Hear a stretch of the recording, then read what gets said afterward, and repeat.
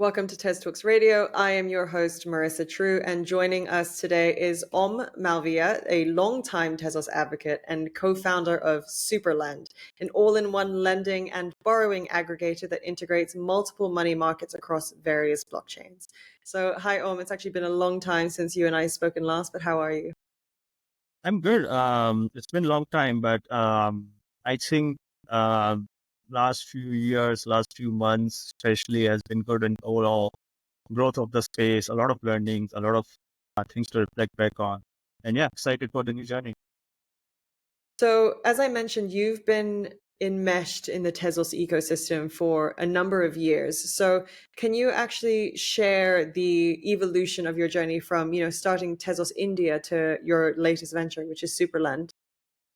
Yeah, sure. I think I've been in the Web3 space since 2016, 2017. That's when I first got into it.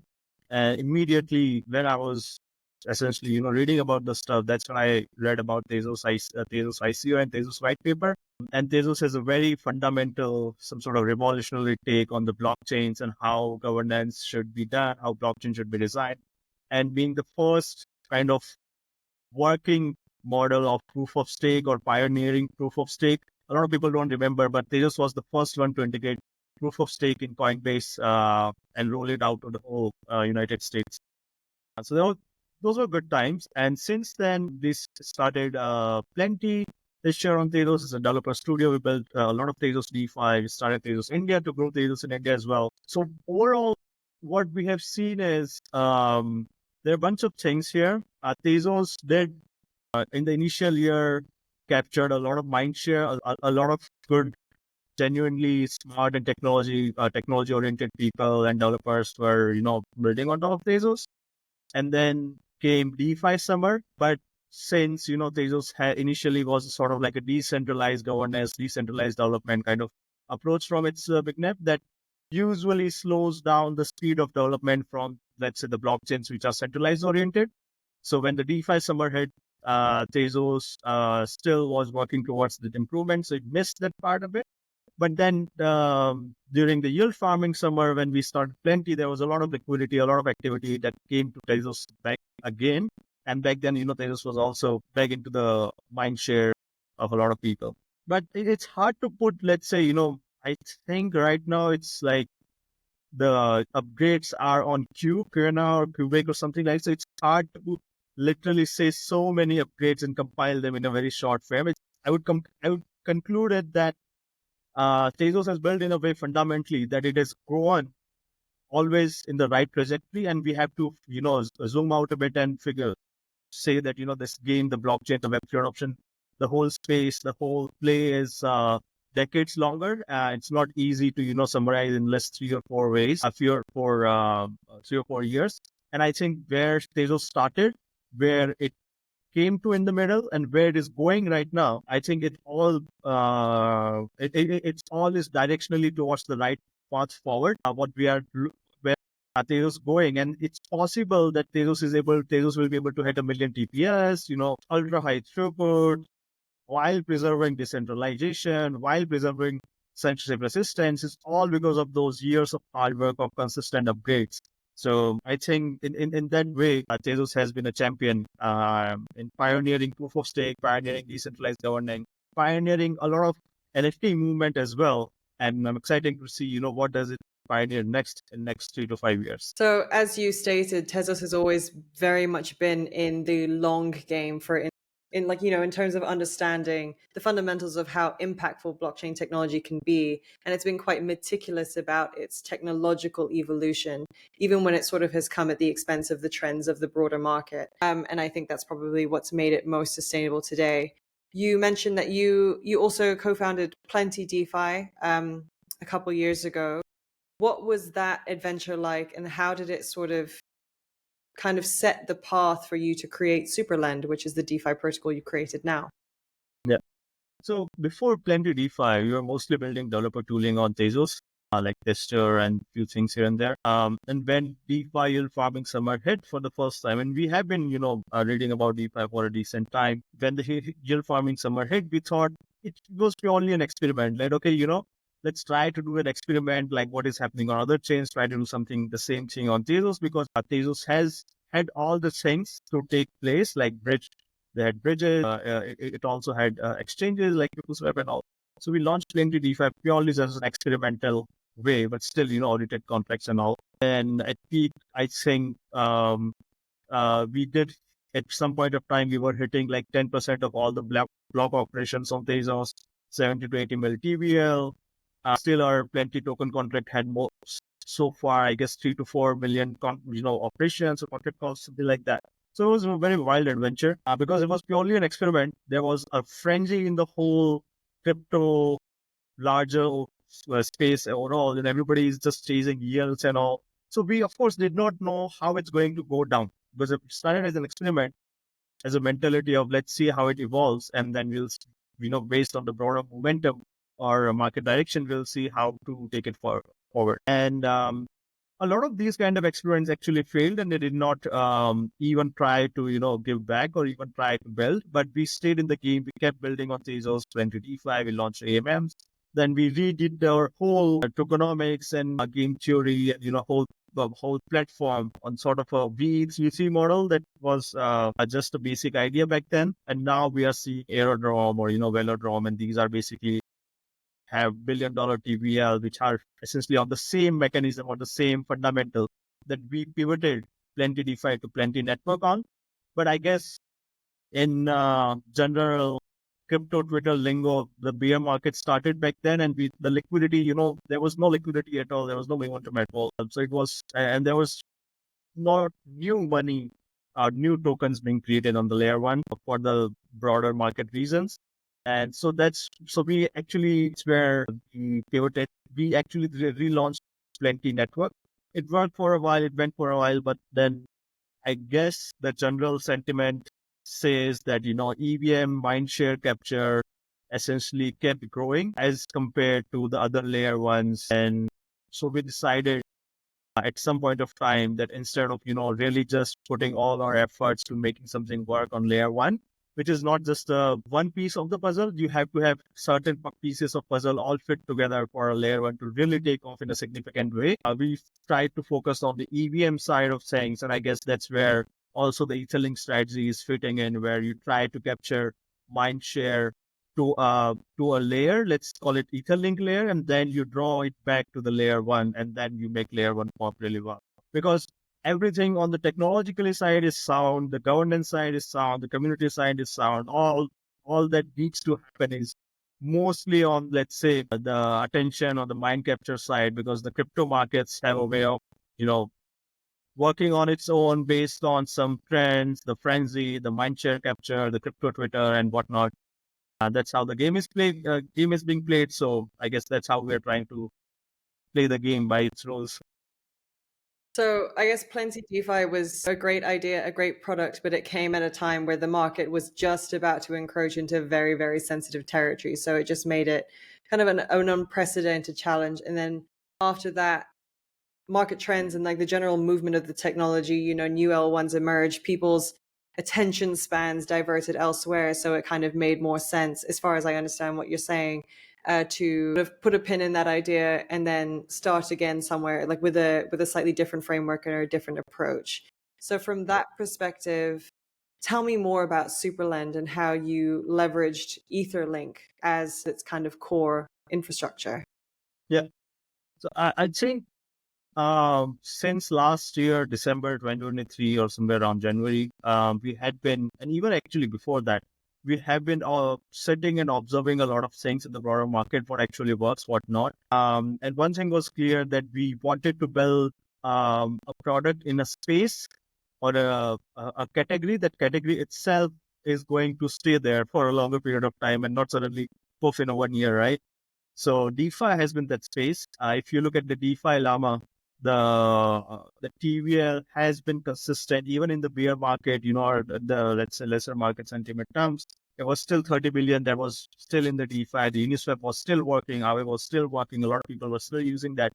So we came to the conclusion, okay, we still want to build in DeFi because this is something that sticks. And then came the question, what exactly, right? And broadly in DeFi, if we really pin down, there are very few things that work. First of all, the product market fit in crypto or the Web3 space is brutally hard. And you have much better chances of finding a product market fit in, I don't know, any other place than crypto, right? So we went to the basics and said, okay, DeFi has broadly money markets, which is lending, borrowing. Then you have DEX or exchange or trading, you call it.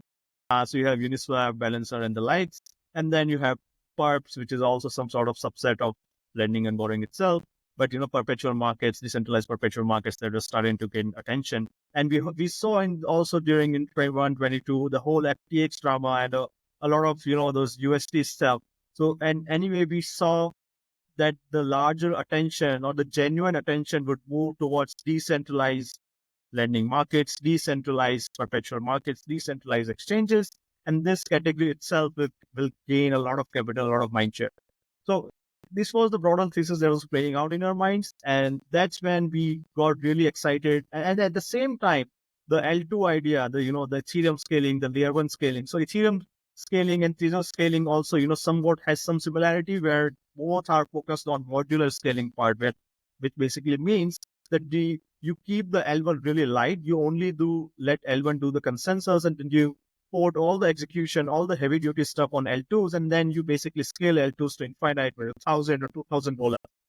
Now, if we are really all sold out on the ideas of 1,000, 10,000 rollups even, every rollups requires some money market, some DEX, some perpetual aggregate. So we are not essentially it's not going to be easy to navigate 1,000 perpetual platforms, 1,000 DEXs, 1,000 money markets. So even in that, we picked up a category that's lending, borrowing. I think the whole DeFi on entire crypto spectrum right now works because of demand of leverage. The only thing people want to do is take leverage and do a bunch of stuff, but leverage is there. So, and we thought, okay, the best way to take leverage usually is lending and borrowing because we have a lot of final grade control over these things. So we picked out lending and borrowing category. We zoomed out, okay, there are going to be 1,000 rollups. So all of these needs to be aggregated. DEX aggregator had already existed, like so 1inch. Putting in all this together was, came the idea of SuperLend, 1inch of lending and borrowing. And we just want to do what 1inch has done for the DEX aggregation. Similarly, we want to do for the lending and borrowing aggregation. And on top of that, we also want how the journey took shape is we got deeper and deeper into the money markets part, and we found a lot of missing pieces where we thought, okay, it's not only aggregation, but we could also deploy our own money market products to, fill into this niche ecosystem or these niche areas to enable more flexibility for users. So that's how the SuperLend idea came about altogether. It's customized money markets for different kind of assets. And then also at the same time, it's an aggregator and it aggregates all of these things on top. It's the SuperLend. So we mentioned there that it is built on Etherlink. For those that are uninitiated, perhaps less familiar with the Tezos ecosystem, can you briefly explain what Etherlink is and how it sort of serves Tezos as its underlying L1? Yeah, I think for Etherlink, the idea is that so for Tezos layer one is it's a decentralized layer one. It has its own language, Michelson runtime environment, and a lot of different things. But what we have seen is, and before going into all these things, we have to remember one thing, that the whole idea of Tezos since the day one is that it's upgradable. It is upgradable to adapt any movement or any changes that happens in the market and sentiment in technology, and it can basically adapt to that. And that's a good thing. And Tezos is built in a way that it can adapt to what is the larger adoption, where the larger adoption is happening. And that's on the EVM side. Now, EVM is different than Ethereum, I would say. Essentially, initially there was Ethereum, and EVM is basically your, let's call it some sort of a box which has all these fittings like MetaMask, this developer tooling, everything installed already. And right now, a lot of developers, a lot of integrators, a lot of institutions, even though the number is small, they are really habitual of using things in a certain way. So instead of, pushing against the wall and, doing a lot of training and spending a lot of capital on doing, onboarding these developers, institutions, exchanges, and, it's a very, um, you're going to have to do a lot of efforts in 10, 20 different directions to bring that adoption. Instead of that, what you can do is you can go where the users are, which is, let's say, EVM. EVM has a life of its own, where already everybody is using MetaMask. Already everybody is using, are familiar with using tools like Uniswap, Aave, and stuff like that. You port that onto your layer one in form of layer two, which is what Etherlink is. It's an EVM L2. And then you basically, now that you already have a larger, broader distribution, you already have, let's say, I don't know, 100 million users are there already who use MetaMask. Now you can try to tap into the user base to really, bring adoption to your chain. I think that's what the general idea is. But there are 1,000 different EVM L2s. Why Etherlink is in it? That's where I think Tezos Layer 1 comes into picture. You have seen a lot of rollups like Optimism, Base, Arbitrum, Morph, can't even remember so many things. But Tezos is built in a way that, it's fundamentally decentralized from the ground up. Inheriting its core values, Etherlink is also built in a way that inherits this value of decentralization, censorship resistant. At the same time, because of the improvements on layer one, this time Etherlink as in layer two can do these things, censorship resistance, decentralization, while being performant, like while having really high throughput. Like right now, the block times are around 500 milliseconds, and with data availability layer and what the teams are targeting by 2026, it's like a million TPS, right? So it's basically, think of it as if you had Ethereum, you have the same experience as using Ethereum, but that is doing 1 million transactions per second. It's super, super fast. And at the same time, you are not going to get censorship resistant because the layer one can defend against censorship resistance. You are decentralized and, everything. That's what the ideal L2 looks like. Even if I were to put a Ethereum maxi cap on my head and think about what an ideal L2 cap looks like, that's what Etherlink is. And I think that's where, at the roadmap wise, Tezos is heading in a really right direction. And second thing, that was the most important thing, is getting the right. So you have these boxes, you have to, you have this EVM box. Now you have to fill this box with the right pieces, right, for it really to take off. And these are like, you have to have a performant bridge. So you got layer zero, you have to have oracles. So you have parts, you have to have these basic applications, like you have to have a spot trading protocol, you have Kanji, you have a Goana. For lending, borrowing, we have SuperLend. So I think this strategy wise, a lot of things are at place for Etherlink to really take off, right? And these are not just random pieces. These are the pieces that have been battle tested across these different EVM L2s. And we have some sort of Lindy effect on these things that, okay, these things really work. And now all we as a builders or developers need to do is build on top of these things, the innovative applications. And for Etherlink team or our builder ourselves, we can just go to the same user, same than 100 million users that are using MetaMask on a daily basis and say, hey, why don't you try Etherlink? You don't, because porting them is super easy. It's just one click port. They already have the MetaMask. For developers, it's easy to port. They already know how to build on top of these things. And we just need to give them the best experience as we can. And I think that's where Etherlink is rightly positioned, giving best experience, best developer experience, best user experience, while keeping the core values aligned. So largely what we're saying is that Etherlink is an L2 that basically embodies the bulk of what makes Tezos such a technically successful chain, but brings it and the products that are built atop it closer to where other blockchain communities or crypto users actually are. So it's basically exporting the sophisticated technology that Tezos has generated over the past few years and provided better gateways or access points to that technology through something like Etherlink. Is that right? Yeah, that's correct. I mean, there are a lot more different technical advantages as well. I don't want to go too deep into, let's say, the optimistic side, what a rollup is, how the fraud proof works, and all that kind of stuff.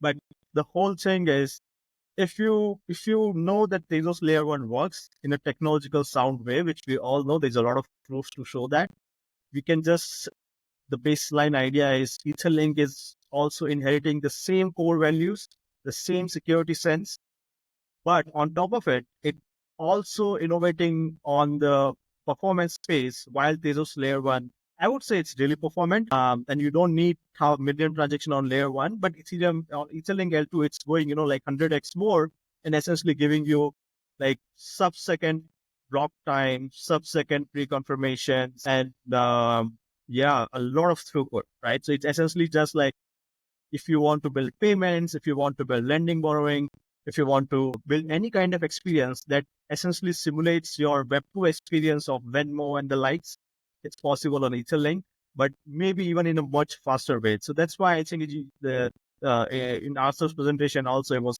called almost like a cloud-like backend, right? It's like in Web2, all of these applications have their backend as cloud, and this Etherlink is basically a sort of decentralized cloud that gives the same performance, but making sort of like a user-owned internet or user-owned financial internet kind of thing.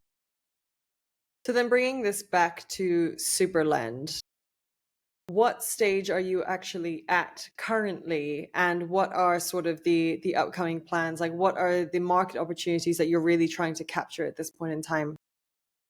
Yeah, for SuperLend, we have a really we are still actively updating a roadmap, which is becoming longer and longer. The vision is also becoming bigger and bigger. So far, we have already deployed our SuperLend money markets on Etherlink, which is sort of like inspired or uses the same code base as Aave V3. And we did not just went and copy pasted the whole thing. We actually went to the Aave DAO. We did, everything in a genuine way, because we have a tradition of doing things in a certain way in Tezos. And then we got the approval by the Aave DAO, being the second only platform after MakerDAO Sparkland to be given such an approval for a crypto lending and borrowing platform. And right now, what we are doing, we have the money markets live. We are still doing a little bit of testing. You can consider it as a soft launch. It's like a mainnet beta, but nothing is going to change. We are just doing a lot of backend internal testing to see everything is positioned to handle a huge amount of capital inflow, right? So that's where right now we are. Where do we go next? We also have our aggregator part being built right as of now, which will be focused on every DeFi user that is there in the market. And that's where the product is focused on. And what we are going to do is integrate our money markets on Etherlink into that aggregator, because we believe if we do things right on Etherlink, we will be able to give the best deposit rates, the best borrow rates. And when all these users from other chains are using SuperLend aggregator to essentially, lend or borrow, and they see that, okay, this market on Etherlink is giving them better rates, that's how they are going to, come into using our platform on Etherlink. So that's the whole strategy. After aggregator, we do have a lot of plans. Like we do want to, we do have a lot of plans, but we don't want to release all these things, just once in a go. What we have realized from our past experiences, there are two things there are two problems in user acquisition in DeFi mostly. One is your sort of like, I call it cold start problem, where a DeFi protocol is looked upon by how much TVL it has, how many big following people or KOLs are talking about it, how many these big known influencers are talking about it. Only then you get to have attention of these capital allocators, right? So that's the number one problem we have to solve. And the number two is the distribution, because when the market starts hitting turmoil, these capital allocators, this mercenary capital that, so one day suddenly puts 20, $50 million into a protocol, suddenly they'll be gone. And only thing that remains is your loyal user, that how larger of distribution you have. How many users are basically depositing their monthly $1,000, $2,000 for a bare minimum 3 to 4% yield on their USDC or USDT into your protocol. So that's what we are trying to tackle, to play both of these parts right, so that, we have a sustainable trajectory, so that we can bring out our full vision onto the market itself. We do have more plans like SuperLend Balls. We do want to bring out more strategies, more products for stablecoin users as well. Some basic ideas or some POCs that we are also doing. Like, okay, if you are, we see that there are a lot of users who receive their payroll now in USDC or USDT. What if when you receive your payroll, it is actually already deposited in a lending market, which is already earning 5-6%, whatever yield that is. and you withdraw as per your convenience. So you don't lose any opportunity to essentially gain some interest on your deposits, right? Because I think that's what DeFi offers. DeFi offers you composability that traditional finance cannot. And if you really build this kind of aggregation, these kind of walls, these kind of tools to make sure that composability is intact and it is really integrated into where the capital flow is happening, then at each point the capital flow happens, it's always earning something and not losing out any opportunity of not earning, right? I think that's how we are really going to scale the DeFi overall. And I'm hopeful that, by 2030 or something, we'll definitely hit like $1 trillion in TVL or something, even So before that. it sounds like while you've got quite a clear picture of, I guess, the end goal and the general map that you think it will require to get there, you're still sort of taking a test and learn approach in terms of you don't want to make too many assumptions too quickly before the market really matures and unfolds over time. As you mentioned, you still have to face, I guess, like the typical problems of any new protocol, which is the cold start problem. How do you generate the initial liquidity to actually get the engines warmed up and turning? And so it makes a lot of logical sense to sort of tease out what the market's really demanding at any point in time, understand how SuperLend can position itself within that demand, and then also how it's going to position itself in the longer term with just, I guess, like to phrase it your way, the 2030 goal.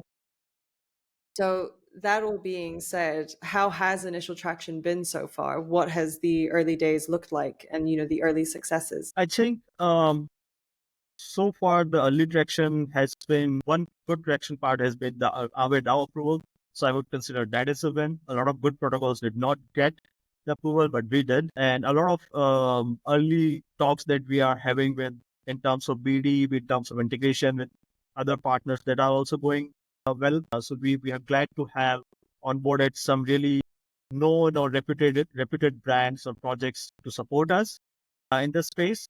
On terms of user acquisition, that's still, the product is in a soft launch mode. The money market's on Etherlink. And I think liquidity is slowly coming on Etherlink as well. So when that liquidity really hits, we will be there to basically leverage to avail leverage to a lot of these users. And at the same time, our product development is also going well. We are rightly positioned to launch our aggregator like within next 4 to 5 weeks. And even before that, we are going to launch just a basic data tool, just some part of our UI through which you can essentially imagine what the rates look like on different markets. So you have probably more than 50 markets just on USDC, USDT. And you can basically visualize, okay, this is 4%, here is 4%, here is 5, here is 6, here is 7. So even though we can't give you the whole functionality, but you can still visualize, and the goal is that we start doing some user engagement, some user education before even launching our product in the full mode.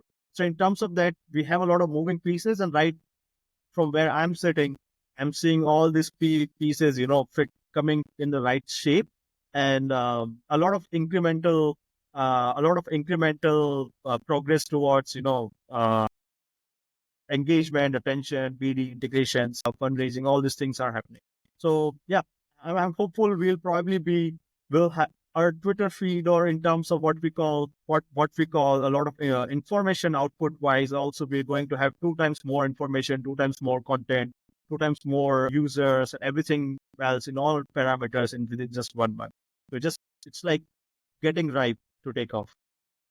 So early signals are indicating that you're moving in the right direction, but you're sort of prioritizing a lot of the early integrations and partnerships so that as the liquidity does build, as the user count adds up over time, there is plenty for them to begin interacting with. It's not like users arriving ahead of the sophistication of the product. So it makes a lot of sense. I mean, it sounds like a very exciting project, and I think it's going to do a lot to sort of bolster the Tezos DeFi ecosystem more broadly than just Etherlink's connection to other chains within the blockchain universe. And I guess that, it kind of goes back to your original vision of what you were trying to do with Plenty DeFi. So it's an extension of the same vision. Is there anything else that you want to share that you think our audience should be looking forward to or paying particular attention to as you continue to roll out more progress? I would just say to, try Etherlink, try the Etherlink bridge your Tez, or, you can even bridge your USDT, USDC, Ethereum, WBTC, So we have a really nice bridge in place that is supported by Layer Zero, which is one of the bridge pioneer in the space. So I would encourage everyone to bridge out their assets in whatever form to Etherlink. Etherlink is in a very stable position right now as well. Try Iguana Dex, try trading some of this, try putting some liquidity on SuperLend so that you are ready for the action, right? There's a lot of things that will be coming and releasing in next few months. And if you already have done your journey towards, how do I essentially, in terms of education, okay, this is how I bridge, this is how I use A, B, and C, and how do you switch your RPC, and how do you basically set Etherlink in your MetaMask? These basic mundane things that you have already done, you would number one, you would feel much more comfortable in using it. You will feel like you have a sense of it, hang of it. And secondly, it will also make you genuinely interested in all the developments that is happening on the Etherlink side. So do follow all these accounts like Etherlink, Superland, and Commons and the likes. And then whenever, let's say, okay, this is how things are happening, the incentives are coming, and whatever exciting things are happening, you will be the first to actually take advantage of these things, right? Because I'm sure in order to basically bootstrap these platforms or platforms or these kind of layer tools, there would be incentives that would be put in place, be it by us, be it by some other provider. And if you are already having a sense of all these protocols, how to use them, you would be able to gain some early mover advantages. That's what I mean. So I will really appreciate everyone if they are using these things actively. So basically start interacting with the technology, understand how it can be used to their own benefit, as well as understanding what applications are built atop it that can be useful to them as well. And then essentially continue to watch the space as SuperLend continues to build up. Thank you so much for your perspectives and telling us all about what you've been working on. And also, I think it's very clear every single time we speak how passionate you are about the technological developments and advancements that Tezos is making, whether on the L1 level or the L2. So thank you so much for those insights as well, and kind of helping to reposition why Tezos is still very much a chain to watch, and also understanding what progress it's making very much in line with how the broader industry is moving, but in its own sort of technically sophisticated way. So I really appreciate that perspective. Yeah, thanks a lot for having me. Well, we will, of course, keep in touch, and then we'll be keeping a strong eye on SuperLend as it continues to grow. But until next time, thank you so much. Yeah, thank you. Thanks a lot.